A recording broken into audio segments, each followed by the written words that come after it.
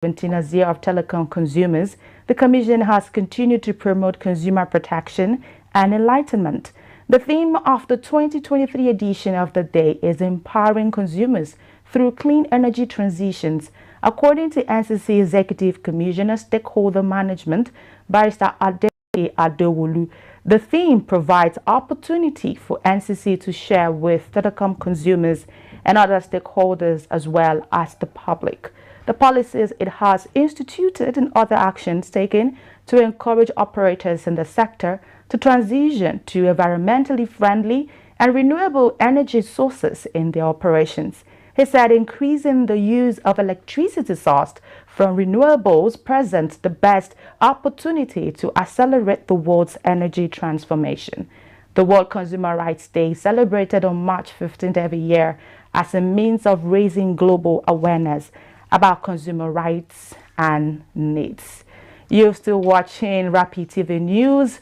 Right here, still to come, crude oil sales rise by 46% to 21 trillion naira.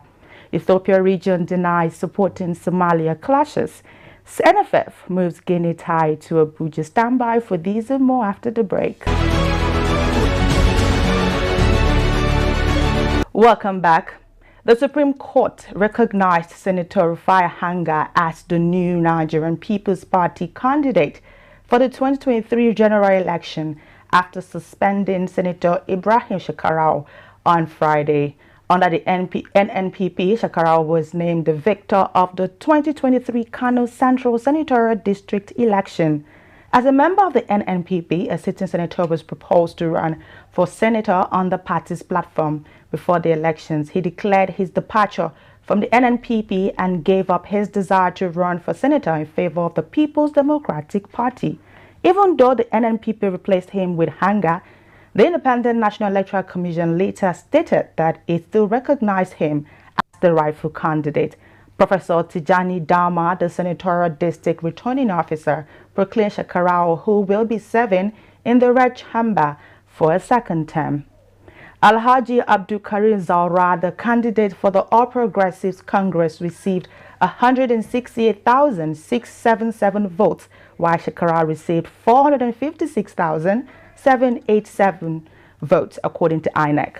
Nonetheless, the nomination of Hanga as the legitimate candidate for the NNPP was upheld by the Supreme Court on Friday. A five-member judicial panel led by Justice Inyang Okoro criticized INEC's failure to appoint Hanga as Shekarau's replacement after the former deserted the party for the PDP before the election in a unanimous ruling. The INEC appeal was denied by Judge Emmanuel Ajim, who also delivered the lead judgment written by Justice Uwani Abba Aji. The Federal High Court and Court of Appeals earlier concurrent judgment affirming Hanga as the legitimate candidate of the NNPP, both issued in Abuja, were upheld by the court nonetheless. Nigeria's crude oil sales rose by 46.41% to push Nigeria's total export to 26.79 trillion naira in 2022.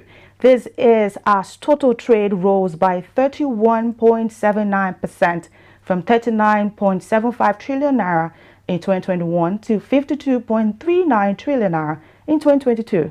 In 2022, crude oil sales totaled 21.09 trillion naira at 46.41% increase from 14.41 trillion naira in 2021. In 2022, crude oil accounted for 78.74% of total export. According to data from the National Bureau of Statistics, total export for 2022 rose by 41.72% from 18.91 trillion naira in 2021 to 26.79 trillion as of 2022. Imports rose by 22.77% from 20.84 trillion naira in 2021 to 25.59 trillion naira in 2022. In 2022, Nigeria spent 2.63 trillion naira in importing food and live animals, 10.12 trillion importing petroleum and other mineral fuel, 1.93 trillion on manufactured goods, and 5.93 trillion on machinery and transport equipment. Commenting on the growth of foreign trade, the NBS said in the fourth quarter of 2022, Nigeria's total trade stood at 11.72 trillion naira, with total exports stood at 6.36 trillion naira, and total export amounted to 5.36 trillion naira. And on the foreign scene, Ethiopia's Somali regional state has issued a statement denying claims by the self-declared Republic of Somaliland that it has sent troops to support clan militias in restive Las Anod town.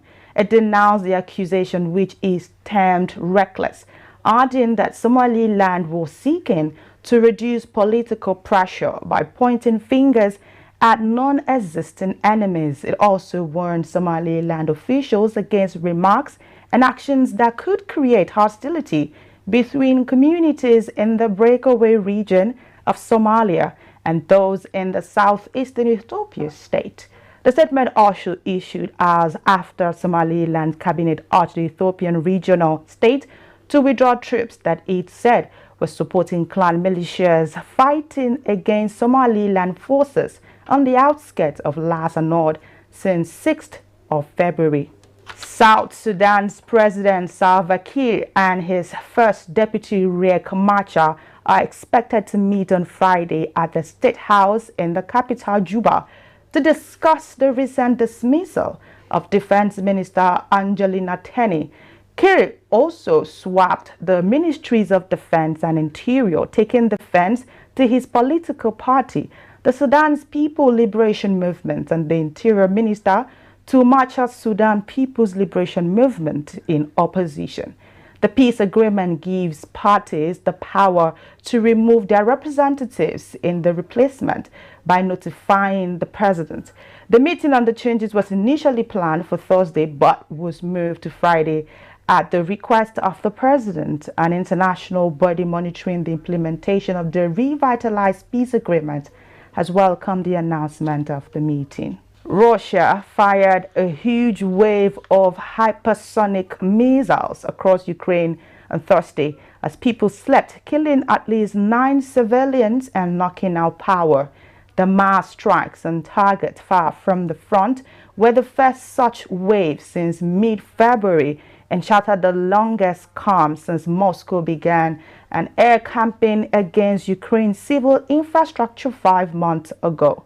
Ukraine said the attacks had knocked out power in various places, including the Zaporizhia nuclear power plant, Europe's largest, severing it from the grid and forcing it onto emergency diesel power to prevent a meltdown. The plant, which Russia has held since capturing it early in the war, is near the front line, and both sides have warned the past of a potential for disaster.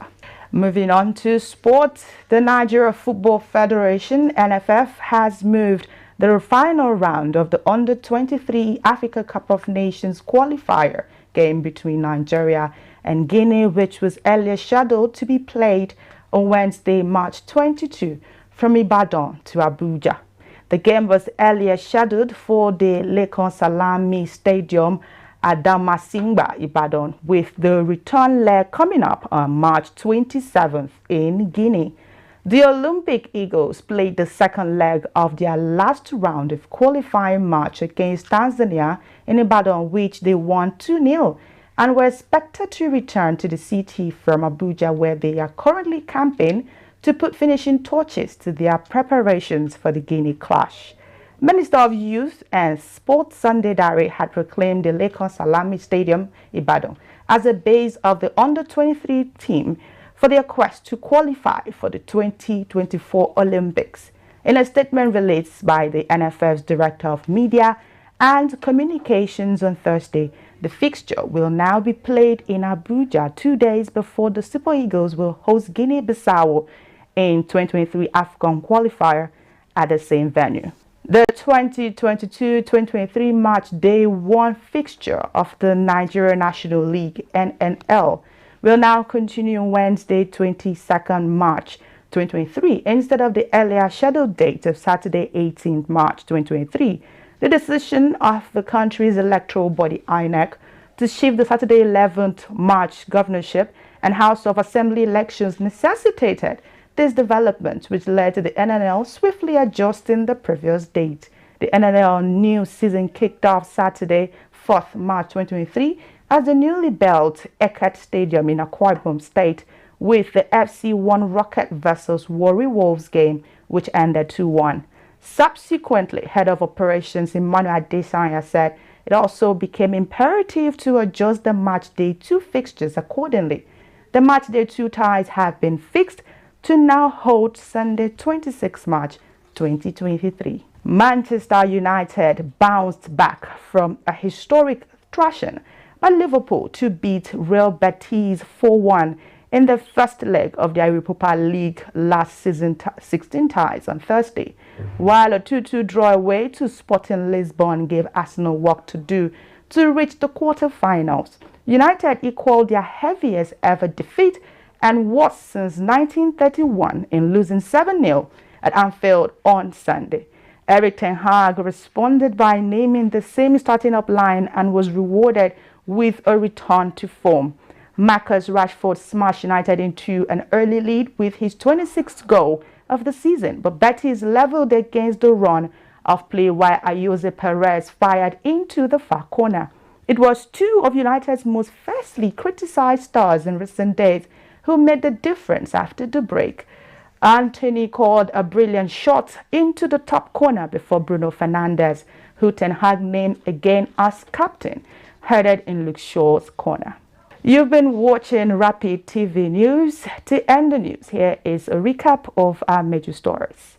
Presidency says June 12 saga won't repeat again.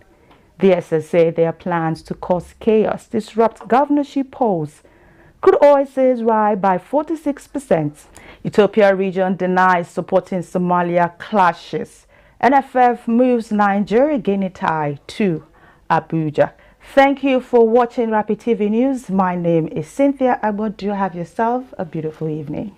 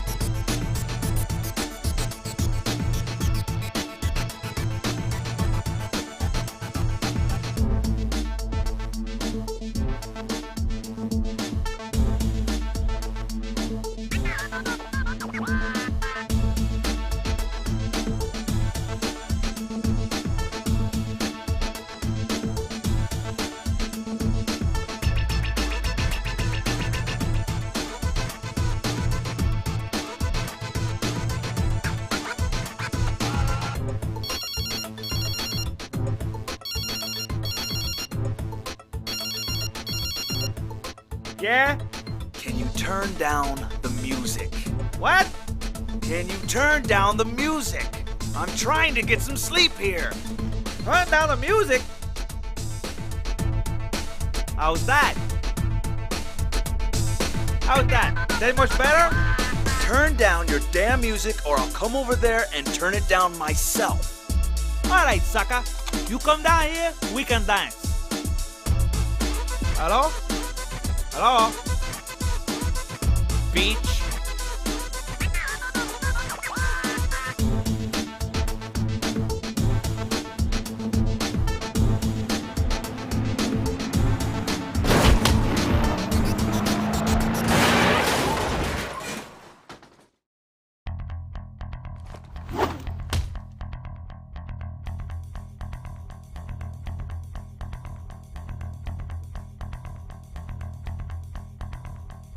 When I don't get enough sleep, I get irritable, and you don't want to make me.